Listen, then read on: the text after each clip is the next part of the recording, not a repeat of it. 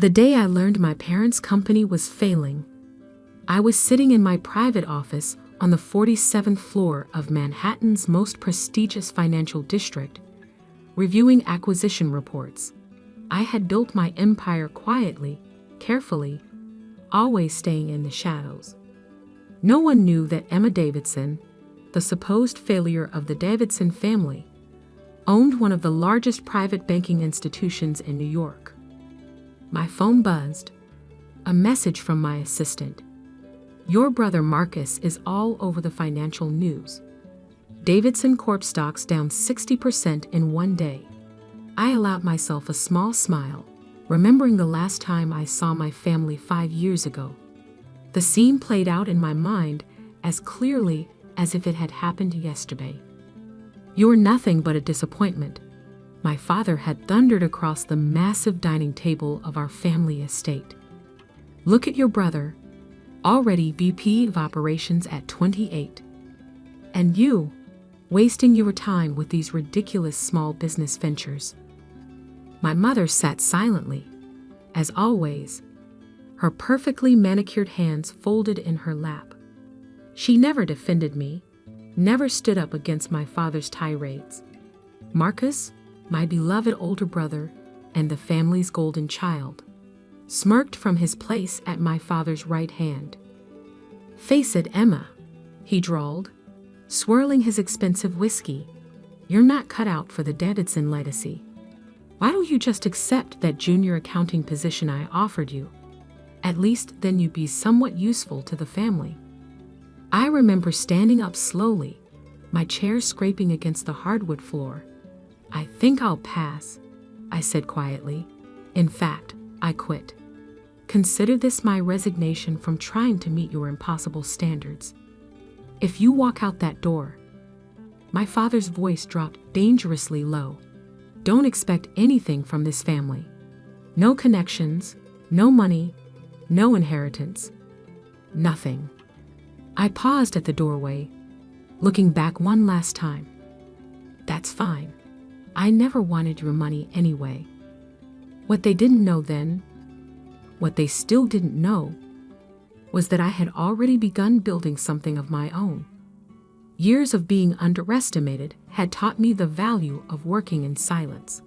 While Marcus was busy flaunting his corporate success, and my parents were proudly showcasing their hair, I was quietly acquiring failing banks and turning them around. It started with a small regional bank in Connecticut, bought for pennies on the dollar during the financial crisis.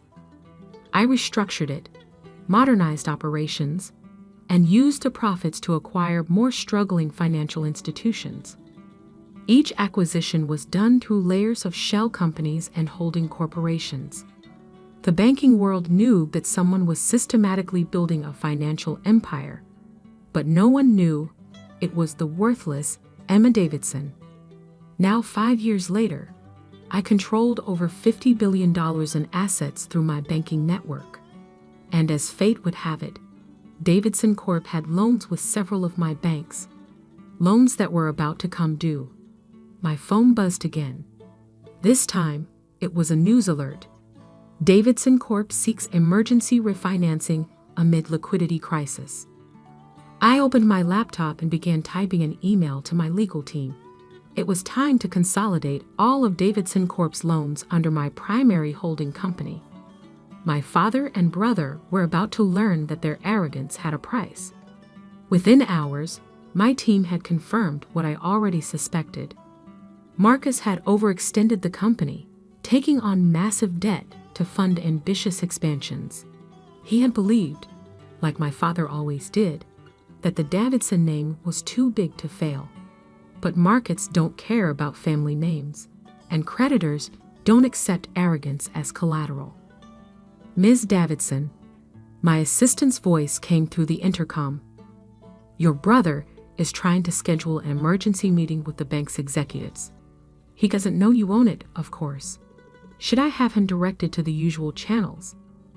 I thought for a moment. "No, Sarah. Set up the meeting for tomorrow morning. But don't tell them who they're meeting with." That evening, I stood in front of my penthouse windows, watching the city lights flicker to life.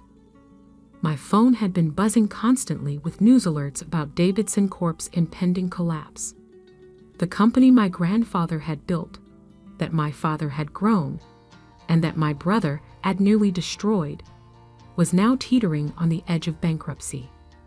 I poured myself a glass of wine and opened my safe, pulling out an old photograph. It showed a much younger version of my father standing with my grandfather outside the original Davidson Corp building. I was there too, barely visible at the edge of the frame, always an afterthought. Investment banking is no place for a girl, my father used to say whenever I showed interest in the family business. You'll just have to marry well and let your brother handle the important things.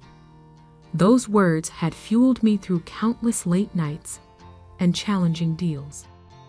Every time someone underestimated me, every time a male colleague talked over me in meetings, I remembered my father's dismissal and worked harder. My assistant had compiled a detailed report on Davidson Corp's current situation. The company needed to refinance nearly $2 billion in loans within the next 30 days. Without an extension or new financing, they would default on their obligations. Their stock price had plummeted so far that raising capital through equity was virtually impossible. I spent hours reviewing their financials, not because I needed to. I already knew exactly what I was going to do, but because I wanted to understand every detail of how Marcus had driven our family's legacy into the ground. His mistakes were painfully obvious. Overambitious acquisitions, excessive leverage, and a complete disregard for risk management. Around midnight, my private line rang, the number only a handful of people had. It was Janet Chen, my oldest friend, and the only person who knew the full truth about my success. "I just saw the news about Davidson Corp," she said without preamble. "Are you going to do it? Reveal yourself." I swirled the wine in my glass, watching it catch the city lights. "They need to learn that actions have consequences, Janet. That treating people as worthless because they don't fit your narrow definition of success isn't just cruel, it's stupid. And you're sure you want to handle this personally? You could send any of your executives." I smiled, though she couldn't see it. "No, this needs to be me. They spent years telling me I wasn't good enough, that I'd never understand business the way Marcus did. Tomorrow, they'll learn just how wrong they were." After hanging up, I went into my home office and opened my laptop one last time. With a few keystrokes, I accessed the secure system that connected all my banks. By morning, every Davidson Corp loan would be under my direct control. I picked up the photo again, studying my father's proud stance, my brother's entitled smile. Tomorrow, those expressions would be replaced by something very different. Tomorrow, they would learn that the daughter they had dismissed, the sister they had mocked, now held the fate of their precious company in her hands. As I finally went to bed, my phone buzzed with a text from Marcus. "Don't bother coming to Dad's birthday next week. Family only. Successful family." I didn't reply. Tomorrow, success would be redefined for the Davidson family, and I would be the one doing the redefining. The morning dawned clear and bright. A perfect New York autumn day. I dressed carefully in a tailored black suit that cost more than Marcus's first car, though he'd never know that. Every detail mattered today. I wanted them to see not just who I'd become, but who I'd always been, beneath their prejudices and dismissals. My car was waiting outside my building, my driver holding the door with a knowing smile. "The Davidson Court building, Miss Davidson?" "Yes, James. It's time for a family reunion." The Davidson Corp headquarters hadn't changed much in 5 years.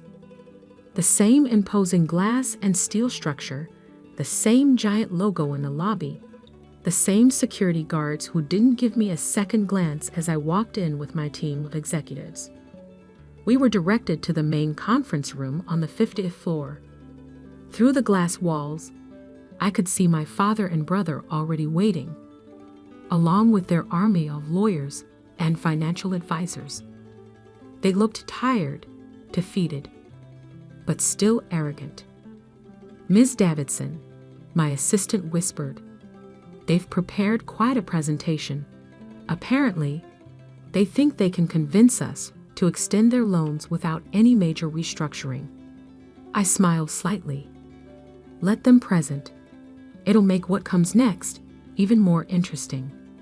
We entered the conference room precisely at 9 a.m.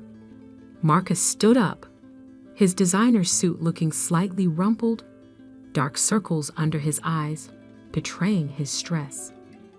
"Welcome. We're so grateful you could." His voice trailed off as he finally looked at me properly. For a moment, confusion crossed his face, then recognition, followed by absolute shock. My father, who had been reviewing some papers, looked up at Marcus's sudden silence.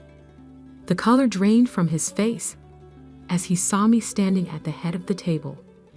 "Emma," he stammered, "what are you doing here?" "This is a private meeting." I set my briefcase down calmly, gesturing for my team to take their seats. "Actually, Father, this is exactly where I'm supposed to be. I own Atlantic Crown Baking Group."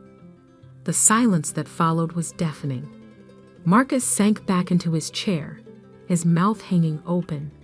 My father's face had turned from pale to red. "That's impossible," he finally managed. "Atlantic Crown is a multi-billion-dollar institution. You couldn't possibly." "Couldn't possibly what, Father? Build something successful? Understand high finance? Be more than just your disappointing daughter?" I nodded to my CFO, who began distributing documents to everyone in the room. "Let me make this very clear. Through Atlantic Crown and its subsidiaries, I control every major loan Davidson Corp currently has outstanding. That's $2.1 billion in total debt, all of which comes due in the next 30 days. Marcus was frantically flipping through the papers, his hands shaking. "This can't be legal. You can't just what, Marcus? Make sound business decisions? Isn't that what you've been doing?" I pulled up the company's financials on the conference room screen. "Let's talk about your sound business decisions. Like the Fisher acquisition that cost 3 times its actual value. Or the Asian expansion that's bleeding money every quarter.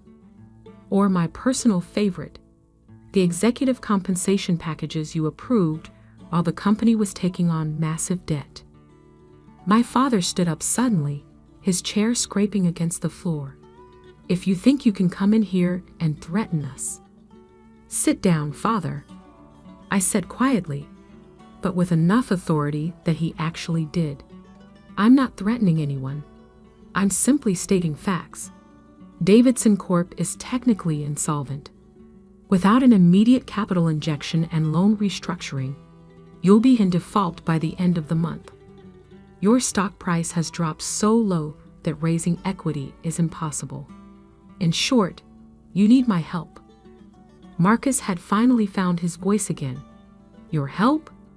You've probably been planning this for years, waiting for your chance at revenge."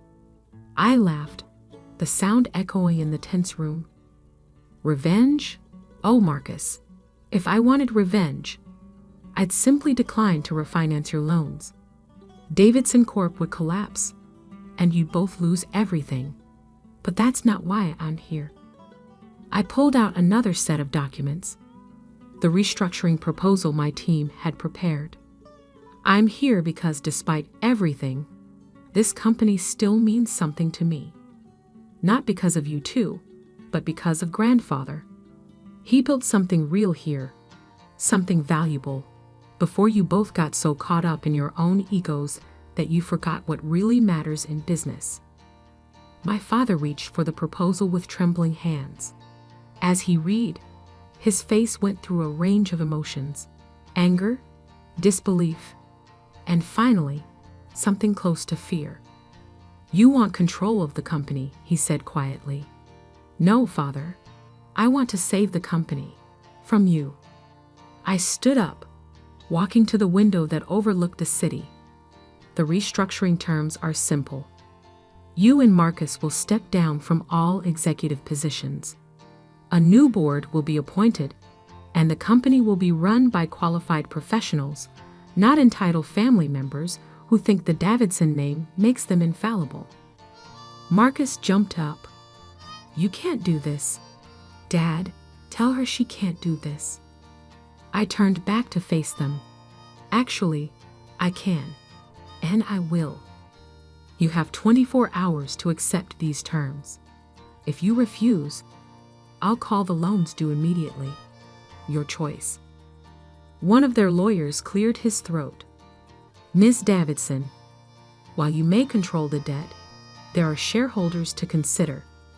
"You mean the shareholders who've watched their investment lose 60% of its value under current management?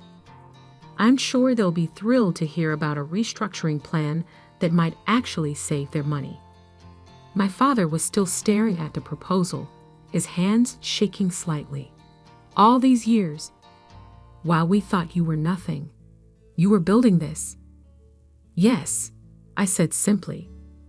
"Every time you told me I was worthless, every time you dismissed my ideas, every time you chose Marcus over me, I was building something you couldn't see, couldn't control, and couldn't take credit for." I nodded to my team, and they began packing up their materials. 24 hours, gentlemen. I suggest you use them wisely." As we prepared to leave, Marcus made one last desperate attempt. "You'll regret this, Emma. Family is supposed to help each other, not destroy each other." I paused at the door, looking back at him. "Funny, I don't remember you saying anything about family when you were calling me worthless. When you were offering me junior positions out of pity. When you were texting me just last night to tell me I wasn't welcome at Father's birthday party. Then I delivered the final blow. But you're right about one thing, Marcus. Families should help each other. That's exactly what I'm doing. Helping you face the consequences of your actions before you destroy everything Grandfather built." The last thing I saw as I walked out was my father's face, finally showing something I'd never seen before: respect mixed with fear. He had just realized that his biggest mistake wasn't in how he'd run the company. It was in how he'd underestimated his daughter. My phone buzzed as I stepped into the elevator. A message from Janet. "How did it go?" I smiled, thinking of Marcus's shocked face and my father's trembling hands. "Better than I ever imagined. They have 24 hours to accept reality. And if they don't, then they'll learn that the daughter they called worthless now has the power to make their empire disappear with a single signature." The elevator doors closed, and I felt a weight lift from my shoulders. 5 years of working in silence, of building my power in shadows, had led to this moment. Tomorrow, one way or another, everything would change for the Davidson family, and I would be the one making those changes. The 24 hours I had given my family ticked by slowly. I spent the evening in my office, watching the city lights flicker while news channels endlessly discussed Davidson Corp's uncertain future. The company's stock had dropped another 15% after rumors spread about the failed refinancing meeting. At midnight, my phone rang. It was my mother, calling for the first time in 5 years. "Emma." Her voice sounded tired, older. "What are you doing to this family?" I leaned back in my chair, remembering all the times she had stayed silent during my father's tirades. "I'm not doing anything to the family, Mother. I'm trying to save the company." "By destroying your father? Your brother? Is that what you want?" "No, I replied calmly. What I want is for them to face reality. The company is failing because of their arrogance, not because of me. She was quiet for a moment. You've changed, Emma. No, Mother. I've always been this person. You just never bothered to see it. After she hung up, I received a series of increasingly desperate texts from Marcus. 10:45 p.m. This is cruel, even for you. 11:30 p.m. Dad's having chest pains. I hope you're happy. 12:15 a.m. We can work something out. Just give me a chance to fix this. 1:20 a.m. Please, Emma, don't destroy everything we built. I didn't respond to any of them. Instead, I reviewed the latest reports from my team. Davidson Corp's financial situation was even worse than we'd initially thought. Marcus hadn't just made bad decisions, he'd been hiding losses, manipulating reports, and deceiving the board for months. At 8 a.m. sharp, my phone rang again. It was my father. We'll sign, he said without preamble, his voice rough. But I want to meet with you first. Alone. I agreed to see him at my office.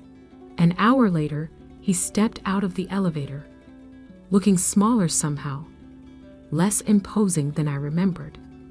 His eyes widened as he took in the spectacular view from my corner office, the elegant furnishings, the clear signs of success he had never thought I could achieve. Quite a place you've built for yourself, he said, standing awkwardly by my desk. Please, sit down. I gestured to a chair. Would you like some coffee? He shook his head, lowering himself into the chair. How long have you been planning this? I haven't been planning anything, Father. I built my business separately from you, independently of you. The fact that I now control Davidson Corp's debt is simply business circumstances. He leaned forward, his hands clasped together. You really own all of this? Atlantic Crown, the other banks, everything? Yes, every dollar, every acquisition, every success. I built it all myself. Without the Davidson name, without your connections, without any help from the family that thought I was worthless. For the first time in my life, I saw something break in my father's expression. I was wrong about you, Emma. I was wrong about so many things. Yes, you were, I agreed. But this isn't about proving you wrong. This is about saving grandfather's legacy before you and Marcus destroy it completely. I pulled out the final version of the restructuring agreement. The terms haven't changed. You and Marcus step down. A new board takes control. The company gets restructured under professional management. He stared at the document for a long moment. And what happens to us? You'll retain your shares, though they'll be diluted by the new equity issuance. You'll have no management role, but you'll keep your board seat as chairman emeritus. Marcus will be offered a position in business development, not running it, just working in it, like he should have been doing all along. My father picked up the agreement, reading through it carefully. This is actually quite fair. More than fair, considering what you could do to us. I'm not interested in revenge, Father. I'm interested in good business. And good business means saving Davidson Corp, not destroying it. He signed the document slowly, his hand trembling slightly. As he set down the pen, he looked up at me with tears in his eyes, something I had never seen before. I don't expect you to forgive me, he said quietly. But I want you to know that I am proud of you. Not because of all this, he gestured at my office, but because you became something I never could be, a truly good business person. I felt my throat tighten but kept my voice steady. Thank you. But I didn't do this for your pride or approval. I did it for myself and for grandfather's legacy. After he left, I sat in silence for a long moment, letting the weight of everything sink in. Then I made the calls that would set everything in motion. Lawyers, PR teams, the board of directors. By evening, the news was public. Davidson Corp announces major restructuring under new management. The stock price began to stabilize as the market digested the information about the refinancing deal and the leadership changes. Marcus didn't take it well. He burst into my office unannounced, his face red with anger. "Happy now," he shouted. "You've won. You've taken everything." I looked at him calmly. "Sit down, Marcus." "I won't." "Sit down." Something in my voice made him comply. I pulled out a folder and handed it to him. "This is your new contract. Business Development Associate, focusing on client relationships, something you're actually good at when you're not trying to prove how powerful you are. The salary is fair, the expectations are clear, and for once in your life, you'll have to earn your position." He flipped through the contract, his anger slowly fading into confusion. "Why? Why aren't you destroying me completely? You could. Because you're still my brother, Marcus. And because somewhere under all that entitlement is someone who could be good at this business if he actually tried. Consider this your second chance, your only chance." The next few months were a whirlwind of changes. The new management team restructured Davidson Corp's operations, cut unnecessary expenses, and refocused the business on its core strengths. The stock price began to recover as investor confidence returned. My father, true to his word, stepped back into a ceremonial role. He spent more time with my mother, traveling and finally enjoying the wealth he had spent his life chasing. Sometimes, he would send me articles about Atlantic Crown's success or notes about Davidson Corp's recovery. Marcus struggled at first with his reduced role, but gradually, something changed in him. Without the pressure of running everything, he actually began to learn the business properly. His client relationships improved, and he started contributing positively to the company's growth. 1 year after the takeover, I sat in my office reviewing the latest quarterly reports. Davidson Corp's stock had recovered to its highest level in 5 years. Atlantic Crown was thriving, and my banking empire continued to grow. A knock at my door interrupted my work. It was Janet, carrying a bottle of champagne. "Time to celebrate," she asked, holding up the bottle. I smiled, thinking about how far I had come from that night 5 years ago when I walked away from my family. Actually, yes, but not because of the company's success. "Oh, then what are we celebrating?" I stood up and walked to the window, looking out at the city I had conquered. "We're celebrating the fact that sometimes the people who call you worthless are the ones who make you realize just how much you're worth." Janet poured 2 glasses and handed me one. To proving them wrong. I shook my head. No, to proving myself right. Later that evening, I received a text from Marcus. "Thank you for giving me a chance to learn who I really am, not who Dad wanted me to be." I smiled and typed back. That's what family is supposed to do. Help each other become better, not tear each other down. My phone buzzed again. A news alert about Atlantic Crown's latest acquisition. The photo showed me standing with my executive team, confident and powerful. Below it was a quote, "Success isn't about proving others wrong. It's about proving yourself right." I saved the article, thinking I might frame it alongside that old family photo, a reminder that sometimes being called worthless is just the beginning of discovering your true worth. The next morning, I arrived at my office to find a small package on my desk. Inside was my grandfather's old pocket watch and a note from my father. "You were right. about everything. This belonged to the last person who truly understood what building something meaningful means. It should be yours now. With pride and regret, Dad, I held the watch, feeling its weight in my hands. It wasn't an apology, not really, but it was an acknowledgement. And sometimes, that's worth more than all the apologies in the world. Looking out over the city, I thought about legacy, not just the family's but my own. I had built something larger than revenge, something more meaningful than proving my worth to people who should have seen it all along.